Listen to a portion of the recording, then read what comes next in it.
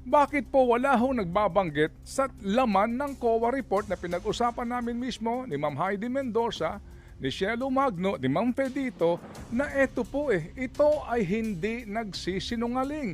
Ito po ay ebidensya na hango sa mga pag-aaral. At dito po, klaro na wala pong surplus fund ang PhilHealth. Anong pinagsasabi nyo, Mr. Ledesma, na hindi na kayo maniningil ng premium contribution? Anong sinasabi nyo na magdadagdag kayo ng benepisyo? Anong sinasabi nyo na okay lang magbigay ka ng 89.9 billion sa National Treasury kasi sobra-sobra ang pera ninyo? Ano yun? Pinaasa nyo po kami. Si Ma'am Pe sinasabi, paano pang nag-collapse ito? Kayo ba mananagot sa aming lahat, Mr. Ledesma, sa lahat ng board members dyan?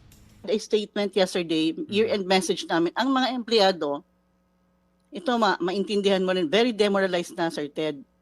Kasi